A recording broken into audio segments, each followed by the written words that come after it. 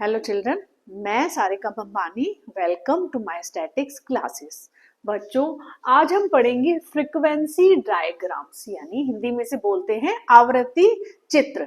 तो चलिए जल्दी से शुरू करते हैं क्लास विद मी।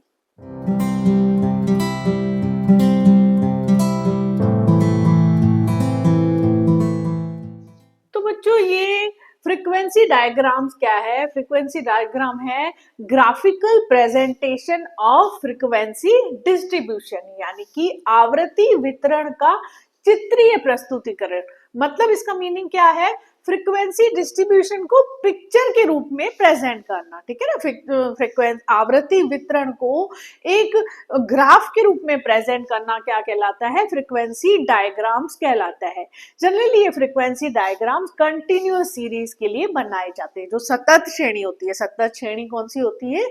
जिसमें क्लास इंटरवल दिए हुए होते हैं और उसकी फ्रीक्वेंसी दी हुई है।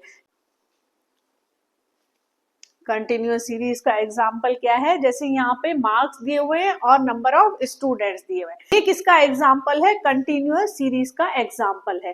तो जब हम इस इंफॉर्मेशन को ग्राफ के रूप में प्रेजेंट करते हैं तो वो क्या कहलाता है? Graphical presentation of frequency distribution कहलाता है। और इसे ही क्या बोला जाता है? फ्रीक्वेंसी डायग्राम्स बोला जाता है। अच्छा, ये अच्छा, इसका ग्राफिकल रिप्रेजेंट करने का मेन ऑब्जेक्ट क्या है? Information at a glance avail कराना। मतलब दृश्य के रूप में, पिक्चर के रूप में इंफॉर्मेशन को प्रेजेंट करना। जैसे मान लीजिए जब भी हम किसी इंफॉर्मेशन को पिक्चर के रूप में विजुअलाइज करते हैं तो वो हमारे दिलो दिमाग में छप जाती है। जैसे मान लीजिए इंडिया के स्टेट्स हैं, तो उसे हम अगर मैप में देख लेते हैं, एक बार अगर हम उसको मैप में देख लेते हैं और उसे मेमोराइज कर लेते हैं तो वो हमेशा के लिए हमें क्या हो जाता है? याद हो जाता है। जैसे हमने मैप को अगर अच्छी तरह से रीड किया, पढ़ा है, तो हमें एकदम से ध्यान आ जाएगा कि नॉर्थ में क्या है। जम्मू कश्मीर जो है इंडिया के नॉर्थ में है, और साउथ तमिलनाडु कहाँ है? इंडिया के साउथ में है। ईस्ट में कोलकाता वेस्ट बंगाल है, और वेस्ट ईस्ट में, हाँ, वेस्ट बंगाल जो है, कोलकाता जो है वो कहाँ है? ईस्ट में है। और वेस्ट में क्या है? महाराष्ट्र है, ठीक है ना। तो जब हम मैप देख लेते हैं तो स्टेट्स की जो पोजीशन है वो हमें क्या हो जाती है? एकदम से याद हो जाती है। अच्छा, दृश्यम पिक्चर आपने देखी होगी, तो उसमें अपने बच्चियों को वो याद करवाने के लिए क्या करता है? हर चीज को मेमोराइज कराने के लिए पिक्चर के रूप में, दृश्य के रूप में प्रेजेंट करता है। तो जब भी हम फ्रीक्वेंसी डिस्ट्रीब्यूशन को, इंफॉर्मेशन को ग्राफिकल प्रेजेंट करते हैं तो वो क्या हो जाता है? उसे मेमोराइज करना आसान हो जाता है। यानी इंफॉर्मेशन कैसे अवेलेबल हो जाती है? एट अ ग्लांस अवेलेबल हो जाती है। अच्छा, फ्रीक्वेंसी डायग्राम्स भी चार तरह के होते हैं। फर्स्ट कौन सा है? हिस्टोग्राम, हिंदी में इसे बोलते हैं आयत चित्र। दूसरा है पॉलीगॉन यानी बहुभुज, और तीसरा होता है फ्रीक्वेंसी कर्व यानी कि आवृत्ति वक्र, और चौथा है ओजाइव यानी तोरण वक्र। इसे हम क्या करेंगे? एक एक करके समझेंगे, और एक जो डायग्राम पे है, फ्रीक्वेंसी डायग्राम पे मैं एक ही वीडियो बनाऊंगी ताकि इसे आप अच्छी तरह से समझ सके। अच्छा, हिस्टोग्राम सबसे पहले हम समझेंगे। हिस्टोग्राम यानी आयत चित्र। हिस्टोग्राम क्या है? Histogram is graphical presentation of frequency distribution of a continuous series, ठीक है ना। यानी कि एक सतत श्रृंखला की आवृत्ति वितरण को किसके रूप में प्रेजेंट करना? ग्राफ के रूप में प्रेजेंट करना। ये हिस्टोग्राम क्यों बनाया जाता है? To show the items and frequency of a continuous series as rectangles in graph paper. यानी सतत श्रृंखला से संबंधित मूल्यों और आवृत्तियों को आयत के रूप में ग्राफ पेपर पर प्रस्तुत किया जाता है ना। प्रस्तुत करना इसका मेन ऑब्जेक्ट है हिस्टोग्राम का। यानी कि क्या किया जाता है इसमें? वैल्यूज जो होती हैं, फ्रीक्वेंसी डिस्ट्रीब्यूशन की वैल्यूज किस पे दिखाई जाती है? एक्स एक्सिस पे दिखाई जाती है। और फ्रीक्वेंसी को कहाँ दिखाया जाता है? वाई एक्सिस पे दिखाया जाता है। जैसे ये ग्राफ पेपर है, इसमें नीचे क्या होता है? एक्स एक्सिस, और ऊपर क्या होता है? Y axis. तो नीचे क्या दिखाया जाएगा? वैल्यूज को। जैसे मार्क्स को तो नीचे दिखाया जाएगा, और नंबर ऑफ स्टूडेंट्स को कहाँ दिखाया जाएगा? वाई एक्सिस पे दिखाया जाता है। यानी वैल्यूज को एक्स एक्सिस पे और फ्रीक्वेंसी को वाई एक्सिस पे दिखाया जाता है। अच्छा, इसमें जो रेक्टेंगल्स हैं उनकी ब्रेथ किसके अकॉर्डिंग रखी जाती है, चौड़ाई किसके अकॉर्डिंग रखी जाती है, क्लास इंटरवल के अकॉर्डिंग रखी जाती है। और लेंथ यानी लंबाई किसके अकॉर्डिंग रखी जाती है, रेक्टेंगल की फ्रीक्वेंसी के अकॉर्डिंग रखी जाती है। अच्छा, अगर एक हिस्टोग्राम बनाने के लिए अगर जो फ्रीक्वेंसी डिस्ट्रीब्यूशन है, आवृत्ति वितरण है, वो कैसे दिया हुआ है, इंक्लूसिव सीरीज में दिया हुआ है, तो सबसे पहले क्या किया जाएगा, उस सीरीज को एक्सक्लूसिव सीरीज में कन्वर्ट किया जाएगा। यानी अगर जो आवृत्ति वितरण है वो समावेशी श्रेणी में दिया हुआ है, तो पहले उसे किस में चेंज किया जाएगा, अपवर्जी श्रेणी में चेंज किया जाएगा। अपवर्जी श्रेणी और समावेशी श्रेणी क्या होती है, ये हम लास्ट लेक्चर में पढ़ चुके हैं, पिछले लेक्चर में मैं लिंक डाल दूंगी, फिर भी शॉर्ट में बता देती हूँ कि इंक्लूसिव सीरीज में जो L1 और L2 होती है, यानी कि उस क्लास की अपर सीमा और अधर सीमा दोनों ही उस ग्रुप में आती हैं, जबकि एक्सक्लूसिव सीरीज में जो लो अपर लिमिट होती है, यानी कि क्लास इंटरवल की ऊपरी सीमा होती है, वो उस क्लास ग्रुप में नहीं आती है। तो इंक्लूसिव सीरीज को सबसे पहले क्या किया जाएगा, एक्सक्लूसिव सीरीज में कन्वर्ट किया जाएगा, उसके बाद ही हिस्टोग्राम बनाए जाएंगे। अच्छा, ये जो हिस्टोग्राम है वो बार डायग्राम से अलग होता है, क्यों, क्योंकि ये हिस्टोग्राम है वो 2 डायमेंशनल है, इसमें दोनों चीजों का ध्यान रखा जाता है, लेंथ का भी ध्यान रखा जाएगा और ब्रेड्थ का भी ध्यान रखा जाएगा। हिस्टोग्राम में दोनों का कंपैरिजन होता है, comparison of both length and breadth, और comparison of area of rectangle, यानी आयत का जो एरिया होता है, रेक्टेंगल्स जो हम बना रहे हैं उसके एरिया का भी क्या होता है, कंपैरिजन होता है। जबकि बार डायग्राम में केवल किसका कंपैरिजन होता है, लेंथ का कंपैरिजन होता है, रेक्टेंगल की जो लेंथ होती है वो अलग अलग होती है, ब्रेड्थ जो है, चौड़ाई जो है, सभी रेक्टेंगल्स की क्या रहेगी, सेम रहेगी। तो ये डिफरेंस है बार डायग्राम्स और हिस्टोग्राम में। ये हमें तब समझ में आएगा जब इसको हम एक एग्जाम्पल से समझेंगे। सबसे पहले हम सीखेंगे histogram of equal class interval, यानी कि ऐसी फ्रीक्वेंसी डिस्ट्रीब्यूशन के लिए हिस्टोग्राम बनाना, आयत चित्र बनाना जिसकी क्लास इंटरवल क्या है, इक्वल है, बराबर है। जैसे यहाँ पे हमारे पास एक सीरीज दी हुई है जिसमें नंबर मार्क्स दिए हुए हैं और नंबर ऑफ स्टूडेंट्स दिए हुए हैं। मार्क्स कैसे दिए हुए हैं, 0 से 10, 10 से 20, 20 से 30, 30 से 40, ऐसे ये ग्रुप्स दिए हुए हैं मार्क्स के, और नंबर ऑफ स्टूडेंट्स दिए हुए 5, 10, 15, 20, 12, 8 और 4। अब इसको हमें कैसे रिप्रेजेंट करना है, हिस्टोग्राम बना के रिप्रेजेंट करना है। तो इसकी क्या क्वालिटीज होती है, क्या कैरेक्टरिस्टिक्स होती हैं ऐसे हिस्टोग्राम की, कि इसमें जो रेक्टेंगल्स बनाए जाते हैं वो इक्वल ब्रेड्थ के बनाए जाते हैं, यानी समान चौड़ाई के आयत बनाए जाते हैं, लेकिन जो इनकी लेंथ होती है, रेक्टेंगल्स की लेंथ होती है वो अकॉर्डिंग टू फ्रीक्वेंसी होती है, यानी कि आयतों की जो लंबाई है वो किसके अकॉर्डिंग होगी, आवृत्तियों के अनुरूप होगी। तो देखते हैं कि किस तरह बनेगा। ये मैंने एक ग्राफ का मॉडल ड्रॉ किया है।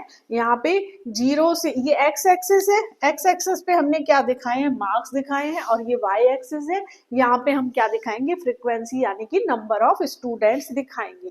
तो यहाँ पे मैंने 10, 20, 30, 40, 50, 60, 70 ऐसे करके मार्क कर दिया है।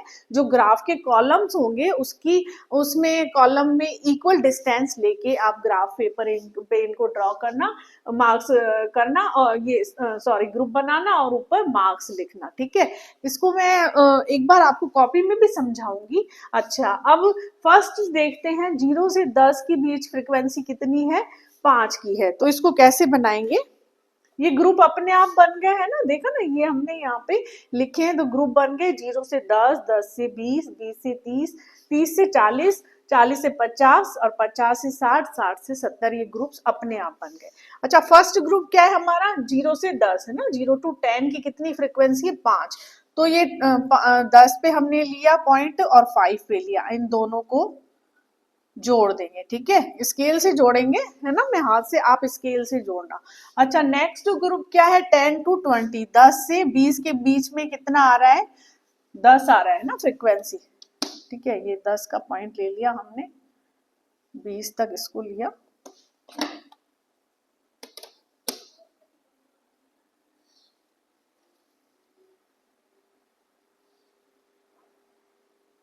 इसको यहां से बनाएंगे, ये दूसरा रेक्टेंगल बन गया। तीसरा क्या है, 20 से 30 के बीच में कितनी है, 15 है, ठीक है ना। ये 15 का पॉइंट यहाँ ले लेंगे। ग्राफ हम छोटी क्लासों में सीख के आए हैं। ये 15 का पॉइंट यहाँ ले लिया। ये बन गया थर्ड ग्रुप का रेक्टेंगल, ठीक है ना। फोर्थ ग्रुप क्या है, 30 to 40 है ना। ये 30 to 40 ग्रुप हो गया। फ्रीक्वेंसी कितनी है, 20। ये 20 का पॉइंट यहाँ से लेंगे, 40 तक लेंगे। ये 40 तक पॉइंट ले लिया, इसका रेक्टेंगल बन गया ये, ठीक है। अच्छा नेक्स्ट क्या है, 40 to 50, इसकी फ्रीक्वेंसी कितनी है, 12। तो 12 कैसे लेंगे, 10 और 15 के बीच में। ग्राफ में तो क्या है, एक एक कॉलम का वो मेजरमेंट आ जाता है, तो सही बन जाता है ग्राफ कॉपी में। मैं एक क्वेश्चन आपको ग्राफ कॉपी में भी करके दिखाऊंगी। ये 12 फ्रीक्वेंसी 50 की, 40 to 50। इसके बाद क्या है, 50 to 60, 8 कहाँ आएगा यहाँ पे, ये 8 आ गया। 50 to 60 मैं बिना स्केल के बना रही हूँ, आप स्केल से ही बनाना, ठीक है। ये स्केल का यूज कर लेती हूँ। 50 to 60 की ये फ्रीक्वेंसी बन गई, ठीक है। नेक्स्ट क्या है, 60 to 70, 4 का आएगा 5 से नीचे। ये 4 का पॉइंट ले लिया हमने, 70, ठीक है ना। ये बन गया हिस्टोग्राम किसका, जिसकी क्लास इंटरवल इक्वल होती है, ठीक है। अब इसको फ्रीक्वेंसी लिख लेंगे। ये 5 है, ये 10 से 20 की कितनी है, 10, ये 15, ये 20, ये 12 और ये 8 और ये 4, ठीक है ना। अच्छा अब नेक्स्ट स्टेप में हम क्या बनाएंगे, histogram of unequal class interval. Histogram of unequal class interval यानी असमान वर्गांतर वाले आयत चित्र वो है जो अनइक्वल क्लास इंटरवल के डेटा पर बेस्ड होते हैं। जब क्लास इंटरवल अनइक्वल हो तो उनको शो करने वाले रेक्टेंगल्स यानी आयतों की चौड़ाई एक समान नहीं होती बल्कि घटती या बढ़ती है। क्लास इंटरवल माना एक क्लास या वर्ग की अपर सीमा और अधर सीमा में अंतर यानी difference of upper and lower limit of a class. तो हिस्टोग्राम बनाने से पहले इन क्लासेस की फ्रीक्वेंसीज को एडजस्ट किया जाता है, माना आवृत्तियों को समायोजित किया जाता है, वरना जो डायग्राम बनेगा वो सही नहीं होगा। ऐसा एडजस्टमेंट मिनिमम क्लास इंटरवल के बेस पर किया जाता है, माना सबसे कम वर्गांतर की फ्रीक्वेंसी के अकॉर्डिंग बाकी सारी फ्रीक्वेंसीज को एडजस्ट किया जाएगा। इसके कुछ स्टेप्स हम देख लेते हैं, फिर इसको एक एग्जाम्पल से समझेंगे। स्टेप नंबर 1, पहले सभी ग्रुप्स के क्लास इंटरवल को फाइंड आउट करके लिख लेंगे। स्टेप नंबर 2, फिर इस फॉर्मूला से एडजस्टमेंट फैक्टर को फाइंड आउट करेंगे। Adjustment factor equal to class interval of given group divided by minimum class interval. Step number 3, इस एडजस्टमेंट फैक्टर से हर ग्रुप की फ्रीक्वेंसी को एडजस्ट किया जाएगा इस फॉर्मूला से, frequency divided by adjustment factor. Last step, अब हिस्टोग्राम बनाते समय ओरिजिनल फ्रीक्वेंसी के स्थान पर इस एडजस्टेड फ्रीक्वेंसी को ध्यान में रखा जाएगा, यानी एक्स एक्सिस पर क्लास इंटरवल को शो किया जाएगा और वाई एक्सिस पर इन एडजस्टमेंट फ्रीक्वेंसी को शो किया जाएगा। इस तरह से जो हिस्टोग्राम बनेगा उसे ही सही माना जाएगा। यहाँ पर हमारे पास कुछ डेटा अवेलेबल है, जैसे वीकली वेजेस दी हुई है और फ्रीक्वेंसी किसमें दी हुई है, नंबर ऑफ वर्कर्स में दी हुई है। वीकली वेजेस क्या है, 10 to 15, 15 to 20, 20 to 25, 25 to 30, 30 to 40, 40 to 60 and 60 to 80, है ना। ये साप्ताहिक मजदूरी दी हुई है और नंबर ऑफ वर्कर्स दिए हुए हैं। नंबर ऑफ वर्कर्स भी रीड कर लेती हूँ मैं, 7, 10, 27, 15, 12, 12 एंड 8, ठीक है ना। अच्छा अब हमें यहाँ पे क्या करना है, हिस्टोग्राम बनाना है। इस डेटा से हिस्टोग्राम बनाना है। तो हिस्टोग्राम बनाने का सबसे पहला यहाँ पे ये हमें पता चल रहा है कि अनइक्वल क्या है, क्लास इंटरवल है। तो सबसे पहले हम क्या निकालेंगे, क्लास इंटरवल कितने हैं। तो क्लास इंटरवल हम क्या होता है, अपर लिमिट और लोअर लिमिट के बीच का डिफरेंस। जैसे यहाँ पे लोअर लिमिट 10 है और अपर लिमिट कितनी है, 15 है, तो इसका डिफरेंस कितना है, 5। ऐसे ही सबका पहले क्या कर लेंगे, क्लास इंटरवल फाइंड आउट कर लेंगे। यहाँ क्या हो गया 5, ये भी कितना है 5, ये भी कितना है 5, यहाँ कितना है 10 और यहाँ नीचे कितना है 20 और फिर इसके बाद कितना है 20। ये हर ग्रुप का हमने क्या कर लिया, क्लास इंटरवल फाइंड आउट कर लिया। अब सेकेंड स्टेप, अच्छा अब हमें क्या देखना है कि मिनिमम क्लास इंटरवल कितना है। तो यहाँ पे मिनिमम क्लास इंटरवल कितना है 5 है, ठीक है ना। अब हम एडजस्टमेंट फैक्टर निकालेंगे, ठीक है। दूसरा स्टेप हमारा क्या है, एडजस्टमेंट फैक्टर फाइंड आउट करेंगे। तो एडजस्टमेंट फैक्टर क्या होगा, हर ग्रुप का जो क्लास इंटरवल है उसको किससे डिवाइड कर दिया जाएगा, मिनिमम क्लास इंटरवल से डिवाइड कर दिया जाएगा। जैसे दिया हुआ क्लास इंटरवल कितना है 5 और मिनिमम क्लास इंटरवल कितना है 5, तो 5 को 5 से डिवाइड किया 1 आ गया। ऐसे ही हर ग्रुप का एडजस्टमेंट फैक्टर फाइंड आउट कर लेंगे, तो इस तरह से आ जाएगा, ठीक है ना। 5 डिवाइड बाय 5 इक्वल टू 1, यहाँ पे 5 डिवाइड बाय 5 इक्वल टू 1, ठीक है ना। यहाँ पे क्या है 10, 10 डिवाइड बाय 5 इक्वल टू 2, इधर कितना है 20, 20 डिवाइड बाय 5 इक्वल टू 4, यहाँ पे कितना है 20, 20 डिवाइड बाय 5 इक्वल टू 4। ये हमने क्या कर लिया, third step adjustment factor find out कर लिया। अब इस एडजस्टमेंट फैक्टर से हम क्या फाइंड आउट करेंगे, एडजस्टेड फ्रीक्वेंसी फाइंड आउट करेंगे। इसे क्या बोला जाता है, फ्रीक्वेंसी डेंसिटी भी बोला जाता है। तो ये किस तरह से निकाली जाएगी, जो गिवन फ्रीक्वेंसी है उसको एडजस्टमेंट फैक्टर से क्या कर लिया जाएगा, डिवाइड कर लिया जाएगा। जैसे 7 डिवाइड बाय 1 इक्वल टू 7, ठीक है ना। यहाँ कितना है 10 डिवाइड बाय 1 इक्वल टू 10, यहाँ कितना है 27 divide by 1 equal to 27। Frequency को हम किससे डिवाइड कर रहे हैं, एडजस्टमेंट फैक्टर से डिवाइड कर रहे हैं। 27, यहाँ कितनी है 12, 12 डिवाइड बाय, यहाँ एडजस्टमेंट फैक्टर कितना है 2 इक्वल टू 6, ये कितना है 12, 12 डिवाइड बाय 4 इक्वल टू 3, ठीक है। इसके बाद ये कितना है 8 डिवाइड बाय 4 इक्वल टू 2, ठीक है ना। ये हो गई एडजस्टेड फ्रीक्वेंसी या जिसको बोलते हैं फ्रीक्वेंसी डेंसिटी। अब हम क्या करेंगे, जो ग्राफ बनाएंगे, ग्राफ में जो एक्स एक्सिस है उस पे तो क्या लिख देंगे हम, वीकली वेजेस यानी कि एक्स वैल्यूज को लिख लेंगे, और जो वाई एक्सिस है उस पे हम क्या लिख लेंगे, फ्रीक्वेंसी को लिख लेंगे। लेकिन ये वाली फ्रीक्वेंसी नहीं, कौन सी फ्रीक्वेंसी, जो हमने एडजस्टेड फ्रीक्वेंसी निकाली है, फ्रीक्वेंसी डेंसिटी जिसको बोलते हैं।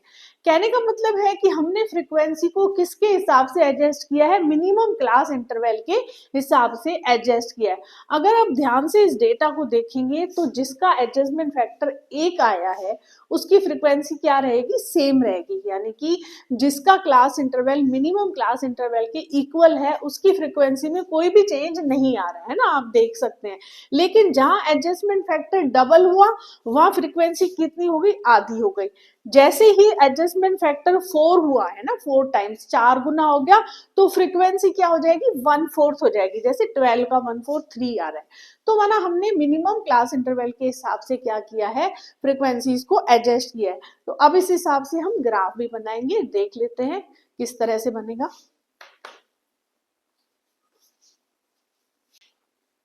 ये यहाँ पे 15 डिवाइड बाय 1 इक्वल टू 15 होगा, है ना, 27 नहीं होगा, ये करेक्शन है यहाँ पे।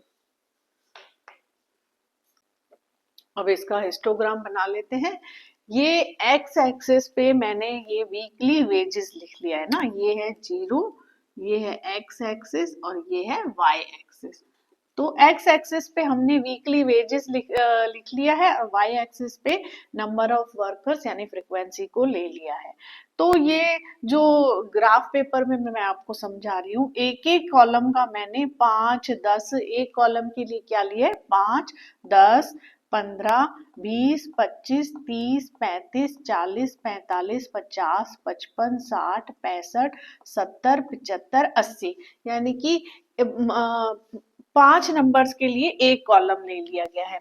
अच्छा, ऐसे वाई एक्सिस पे नंबर ऑफ वर्कर्स को मैंने कितना दिखाया है, एक कॉलम 2 नंबर के लिए एक कॉलम ले लिया है, 2, 4, 6, 8, 10, 12, 14, 16, 18, 20, 22, 24, 26, 28 और 30, यानी फ्रीक्वेंसी के 2 नंबर्स के लिए एक कॉलम है और वैल्यूज के 5 नंबर्स के लिए एक कॉलम है।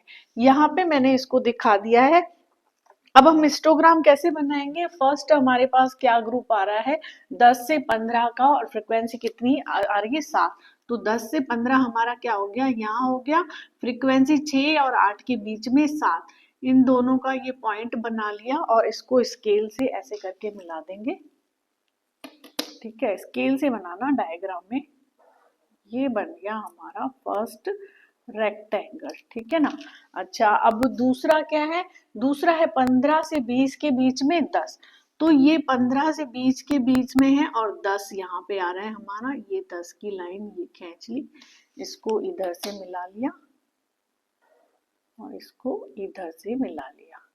ठीक है। तीसरा ग्रुप हमारा क्या है? 20 से 25। इसकी फ्रीक्वेंसी कितनी है? 27। ये हम फ्रीक्वेंसी डेंसिटी वाली फ्रीक्वेंसी ले रहे हैं ना। 20 से 25 यहाँ है और 27 हमारा कहाँ आ रहा है? ये 24, 26 और ये 27 हमारा इधर आ रहा है। ठीक है ना। तो ये 27 का हमने पॉइंट ले लिया यहाँ पे, इसको इससे जोड़ेंगे। ये हो गया 27। ठीक है, समझ में आ रहा है ना आपको रेक्टेंगल्स में जैसे बना रही हूँ। अच्छा, नेक्स्ट हमारा क्या है? 25 से 30 का ग्रुप। इसकी फ्रीक्वेंसी कितनी है? 15। ठीक है ना, फ्रीक्वेंसी डेंसिटी ले रहे हैं। ये 25 से 30 का ग्रुप है। 15 फ्रीक्वेंसी कहाँ आएगी? 14 और 16 के बीच में ये 15 का साइन आ जाएगा। ये इधर ले लिया मैंने। ठीक है, समझते जाना किस तरह से बना रही हूँ। अच्छा, इसके बाद हमारा क्या ग्रुप है? 30 से 25 से 30। अब कितना आ रहा है हमारा? 30 से 40 का ग्रुप आ रहा है। ठीक है ना। कौन सा आ रहा है? 30 से 40 का ग्रुप। और इसकी फ्रीक्वेंसी डेंसिटी कितनी है? 6। ये आ गया हमारा 30 से 40 और डेंसिटी 6 कहाँ है? यहाँ लेनी है हमको। ठीक है, ये इसकी लाइन खींच ली, ये इसकी लाइन, ये इसकी लाइन खींच ली। ठीक है ना। अच्छा, नेक्स्ट हमारा ग्रुप क्या है? 40 से 60 का। इसकी फ्रीक्वेंसी डेंसिटी कितनी है? 3। ठीक है ना। तो 3 का 40 से 60 ये रहा। ठीक है, और फ्रीक्वेंसी डेंसिटी कहाँ है? 2 और 4 के बीच में। ये यहाँ तक ले जाएंगे इसको, 40 से 60 60 तक ले जाएंगे और ये लाइन ड्रॉ करेंगे। ठीक है। अच्छा, इसके बाद हमारा क्या है? 60 से 80। 60 से 80 की डेंसिटी कितनी है? 2। 60 से 80 का ग्रुप क्या है? ये, और 2 कहाँ आ रहा है? यहाँ पे। तो ये लाइन आप स्केल से खींचना। ठीक है ना, ये लाइन स्केल से खींची जाएगी। ये बन गया हमारा हिस्टोग्राम। ठीक है, ऊपर क्या लिखेंगे? Histogram of unequal class interval. अच्छा, ये मैं आपको समझाने के लिए लिख रही हूँ। ये क्या है? Histogram of unequal class interval. अच्छे से समझ लीजिए इसको, एक बार और देख लीजिए। ठीक है।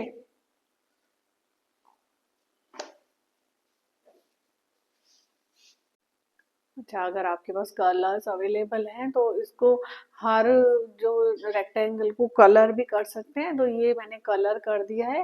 मेरी तो ड्राइंग वीक है, तो आप ढंग से थोड़ा कलर कीजिएगा। अब रेक्टेंगल्स को कलर भी कर सकते हैं। तो आज हमने फ्रीक्वेंसी डायग्राम्स के बारे में पढ़ा। आज का हमारा टॉपिक था हिस्टोग्राम। नेक्स्ट लेक्चर में मैं आपको पॉलीगॉन के बारे में समझाऊंगी। स्टैटिक्स के इस तरह की और वीडियोस को देखने के लिए, स्टैटिक्स को और इजी वे में समझने के लिए देखते रहें क्लास विद मी, और मेरे चैनल को like, share, comment and subscribe करना ना भूलें। Okay, good luck and goodbye till